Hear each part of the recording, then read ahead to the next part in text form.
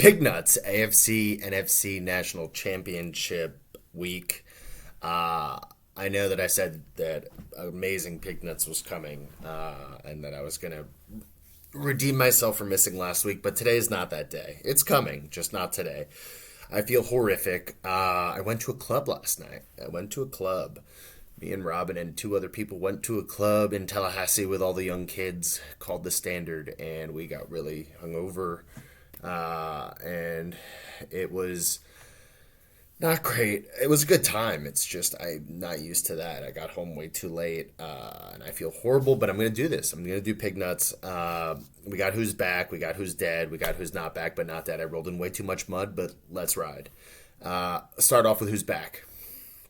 Pope Francis. Pope Francis is back. He says it's okay to be gay and it's not a crime. It's still sin, I think, he says, but it's not a crime, and just like chill out, everybody. Chill. Pope Francis is amazing. Everyone loves Pope Francis. Way better than that Nazi Pope. Pope Francis is back. Next up on who's back, classified documents out of the office. Classified documents out of the office, of course, we all made a huge deal about Trump having all these classified documents and that we need to arrest him and indict him and all this shit. And then it turns out Biden had a bunch of classified documents at home. And then everyone's like, well, if you're going to do that to Trump, why don't you do that to Biden? And then the right wing people are all upset that we're not being mean to Biden about it. And then it turns out Mike Pence has a bunch of classified documents at home. So it seems like everyone's bringing their work home and no one knows what's classified and what's not classified. And everybody probably has classified documents at home, and now it's not that big of a deal. Classified documents out of the office is back. Mass shootings. Mass shootings are back. I know they've been on the Who's Back list a bunch of times, but mass shootings, there's been like 3 in California this week. Gun rights. Everyone has them. Everyone's using them. Tons of mass shootings. Not great. Mass shootings are back. Trump. Trump is back, of course. He said he would build if he was president, which the RNC is saying they're not backing him. We'll see. DeSantis is getting weird, so they may have to back Trump. They're saying right now they're not going to back Trump, but Trump is Trump, and Trump is going to do whatever Trump does, and RNC is going to realize they may need him. So we'll see, but he says if he was president, he would build an impenetrable dome over the U.S. as he warns of a possible World War III amid increased nuclear threats from Russia. I don't know how the fuck he thinks he's going to build an impenetrable dome over the United States. He says that Israel did it. Israel has this thing called like the Iron Dome, which I don't understand either, but it's like this thing that intercepts missiles coming at it. So he thinks that we can build it all over the America. He probably watched the Simpsons episode where Mr. Burns blocks out the sun, and he says that I can just build an impenetrable dome over America. He couldn't even build a wall. Ridiculous. But this brings me to my next point, the Doomsday Clock. Doomsday Clock is made by this bulletin of the atomic scientists in 1947. I don't know who the fuck these guys are, but I guess they're atomic scientists. Oof. Oh. All right. Atomic scientists. Likelihood, and it goes over the likelihood of a human-made global catastrophe. That's what it times. It started out in 1947 at 7 minutes to midnight. So once you get to midnight, everyone's dead. So it's 7 minutes. So we had some time. The furthest back it's ever gone was 17 minutes in 1991, which means I guess everything was great in 1991. From what I remember, it was, I guess. Tons of world peace and everything was good and the world was wonderful. The closest it's ever gotten was 90 seconds, and that was on January 24th of 2023, this year, like a couple days ago. So not great. We're close to death. Doomsday is coming. Horrific. Trump, we need the impenetrable dome. We need Trump. Doomsday. Doomsday's back. Who's dead? Who's dead? We got Tyree Nichols. 29-year-old Tyree Nichols in Memphis. Horrible video. I don't know if you've seen it. Not great. Everyone's upset. Memphis, this guy gets pulled over for reckless driving. 5 cops, who happen to all be black, pull him over. He attempts to run away, and basically they just beat him to death. Horrible. It's like Rodney King all over again. That's what people are comparing it to, because he was also a black motorist who got beaten to death. This guy got horribly beaten, and it's all on video. Now everyone's upset. There's tons of protests. Everyone's upset about police brutality and how black people and the police. And then other people are upset because if it was white cops, they would have been suspended with pay, and it would have taken months for them to do, whatever they were doing and investigate it. like with George Floyd, but since it's black cops, they're immediately fired and they're immediately charged with second degree murder and kidnapping and a bunch of other stuff. So everyone's unhappy, everyone's upset, everyone's protesting everything. Not great. Horrible, horrible video. Of course, RIP Tyree Nichols. Next up, we got who's dead? Conspiracy theorists. Conspiracy theorists. Two stories on this. The Paul Pelosi video comes out, and of course, the conspiracy theorists were saying, Elon Musk and Trump both pushed this, that he was drunk arguing with a male escort when he got beaten. Of course, that's a fake story. And then also, Trump was saying that they fake broke into the house because how it was broken into from the inside, not the outside. That story doesn't make any sense either. They finally released the footage and the 911 tape. Both of them pretty sad. Paul Pelosi, old guy, he's in his underwear. This super right-wing nut QAnon guy breaks into his house looking for Nancy Pelosi, is going to tie her up and like break her kneecaps with his hammer if she doesn't do what he says. I don't know what he wanted, but he was going to demand things from Nancy Pelosi. Turns out she's not there. She's doing whatever Nancy Pelosi thinks she needs to do, and it's just Paul Pelosi at the house. And he's in his underwear watching TV, and this guy breaks in, and I guess Paul Pelosi is trying to like stay calm with him to not agitate this guy because he's a crazy person. And he somehow calls 911, but he's trying to use like code words, and he's like, my friend is here, but it's not my friend. And the guy's like trying to get him off the phone, and the 911 operator doesn't know what's going on. Finally, they come to the door, and I guess like Pelosi's been like calming this guy down, but finally, once the police show up, that guy gets agitated and hammers him in the head. Not great. Of course, conspiracy theorists wrong on that one. Next one, they're wrong on Damar Hamlin. Damar Hamlin, we were all watching the Monday Night Football game where he drops basically dead. They have to do CPR for 8 minutes. Horrible. Amazing recovery, though, allegedly. The conspiracy theorists, these guys are like anti-vaxxers and just, conspiracy theorist weirdos, came out and said basically he died. Of course, he died, and that they made a body double of him. The body double thing is big in the conspiracy theory world. If any of the conspiracy theories don't work, they just say, no, it's a body double. So I'm right. It's actually a body double. He did die from the vaccine, and that's a body double. That's always their trick. So they're saying it's a body double because they had him at the last Bills game, and even though it was completely snowing, they kept showing video of him, and it was just like a shadowy figure, and you couldn't see his face.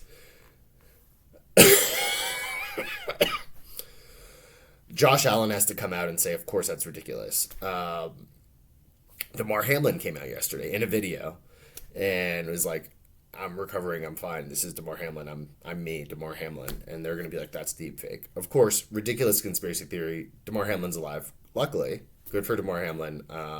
Ridiculous conspiracy theory. What else is dead? African American history in Florida. First, we said don't say gay. Now we say don't say black. DeSantis should have just shut the fuck up after COVID. Everyone loved him. Everyone loved how he ran the state. He was about to be president. Now he's doing a bunch of racist, homophobic shit, and no one likes that. He says you can't teach African American history anymore, and that no one to learn about slavery or any of that stuff. It's all canceled. No one likes that, of course, and the Board of Education and a bunch of other people are coming out and they're suing him, and they got Ben Crump coming after him. He's losing points in the polls. I don't know what he's doing. Maybe he's just a horrible guy. Could be that he was just a horrible guy. I don't know what his deal is. Not great. African American history is canceled. Lastly, we got Justin Roiland. Justin Roiland from Rick and Morty. A bunch of people like Rick and Morty, I know. I like Rick and Morty. Turns out he's also a horrible guy. Domestic violence. He gets arrested for domestic violence. Basically, they have to cancel him. He's one of the creators, and he voices both Rick and Morty. Now, Rick and Morty says they're moving forward. Tough to do that without the voice of Rick and Morty. There are a bunch of people on TikTok and Twitter that sound like him, kind of. I think they'll be fine, but not great for Justin Roiland. He's dead. Who's not back but not dead? M&M's. M&M's had a campaign with a plus-size purple M&M. They tried to be more progressive with this campaign. They've always had the yellow guy and the blue guy and a couple other M&Ms. And they've always been great. Everyone loves those campaigns. But now they were trying to be more inclusive. They made a plus-size purple M&M. And I think two of the other M&Ms were gay together, lesbians or something. I don't know. They were close. They implied that they were gonna be gay, I think. But definitely a plus-size purple M&M. And they made the green and the brown one less sexy. The green one was always cute, of course. They changed their heels to sneakers, and they made their chocolate boobs or something less boobs. I don't know. All weird. it's all weird to think about, but basically Tucker Carlson's super offended about this, and he comes out and he's rallying, and he's like, "I'm upset I can't jerk off to M&Ms anymore." And he says the purple M&M is obese, even though it's the same size as the yellow M&M, who is a boy M&M. But this one's gross and fat and disgusting, and I can't even get hard looking at this purple M&M. And the woke mob won't stop until every last cartoon character is totally unappealing and you are turned off. So that means that he is turned on by them. Usually, he's just sitting around jerking off to cartoon characters, food cartoon characters, I guess, all day, and he's very upset about the M&Ms. Now, he's so upset that he riles up his whole base, and the M&M company, Mars, I think it's the Mars Corporation, is so soft that they bitch out and decide that they're canceling the smoked candies altogether, and they're bringing in Maya Rudolph as their. So I guess they realize Republicans also eat M&Ms, and that they need everyone eating M&Ms. They're not dead because M&Ms are still delicious, and I like Maya Rudolph, but pretty bitch move by M&M. Good for Tucker Carlson, I guess. They're not bringing him back, so I guess he can jerk off to Maya Rudolph, but they're canceled. Spokes candies are canceled. Maya Rudolph is back. Tucker Carlson wins, and the M&Ms are bitches. M&M company is bitch made. That's it for that. Show of the week. Show of the week, White Lotus. White Lotus on HBO. I just started watching it last week. I've already finished season 1. I'm on season 2. Basically, it's a show. It starts off with a murder at a resort, or a dead person at a resort. And then it goes back in time, and there's a bunch of people at this resort, and you don't even know the whole time if like you like it. What is it? Am I having a good time? Am I not having a good time? But then at the end, you're like, I think I had a good time. It's a weird. There was like it's humor and there's drama, and I don't even know how to categorize the show. It's a bunch of good actors, a bunch of good actresses. I think it's a good time. You gotta like wait for like the last episodes for it to like 100% be a good time, I think. But it's good. It's good. You should watch it, White Lotus. Pig bets of the week. Pig bets of the week. We got 2 big games. They should be very good, I think. Bengals Chiefs. I guess that's always how the AFC and NFC championships are. Probably they're pretty good. They're 4 good teams. Bengals at Chiefs and Eagles at 49ers at Eagles. Start with the Bengals at Chiefs. Patrick Mahomes has a high ankle sprain. I don't know how he's going to play. Usually people are out for a few weeks with high ankle sprains, but allegedly he's going to play. Good for Chad Henne coming in last week and scoring a touchdown. Chad Henne, legend Chad Henne. Amazing he's still playing. Amazing that he looked great. Chad Henne, I think, could win the Super Bowl without Mahomes, but Mahomes is going to play. Of course, high ankle sprain should limit him. I assume they're going to shoot him up with a bunch of stuff, but his mobility can't be the same with a high ankle sprain. Doesn't make any sense. The Bengals have won 3 in a row. So I'm assuming the Chiefs will win because just law of averages. But I would have assumed that last game and I would have lost. They're at the Chiefs. I'm leaning Bengals because of the ankle sprain. I would take the Bengals if I had to take someone, but I'm going to take over 47.5. Over 47.5. They're both good offenses. I like over 47.5. Probably, I don't know. Eagles at home versus the 49ers. Brock Purdy versus Jalen Hurts. Brock Purdy, what a guy, huh? Good for Brock Purdy. Still, though, it's Brock Purdy. And the Eagles have been great all season. This line screams trap. It's the biggest trap bet ever in the history of trap bets. It was minus 2.5 Eagles at home. Usually at home you get 3 points. So that means it was a money line. It makes no sense. Everyone has to be on the Eagles. You're like, what? I mean, I get the 49ers defense is amazing, but they have Brock Purdy. And the Eagles defense is good too. It makes no sense. It's the biggest trap bet ever. Am I going to be a fool and take it? Of course I'm going to take it. Eagles minus 3 now. It went from 2.5 to minus 3. I'm going to take the Eagles. I'm going to lose, but I'm going to take the Eagles. I'm also going to take over 45. Over 45. I know both defenses are great. I'm going to take over 45. I'm going to lose both those bets, but I'm taking both of those. This is the bet we're going to win. This is the bet we're going to win. Listen. 49ers' weakness is secondary. Their defense is great, and their secondary is okay, but the worst part of their defense is the secondary. Let me tell you. CeeDee Lamb had 117 yards last week. Week before, DK Metcalf had 136 yards. A.J. Brown's over-under is 70.5. A.J. Brown didn't do much last week, but he didn't have to do much. A.J. Brown's going to crush this over. A.J. Brown is going to have way over 70.5. We're going to win all our money back from those other bets on this bet. Prop bet.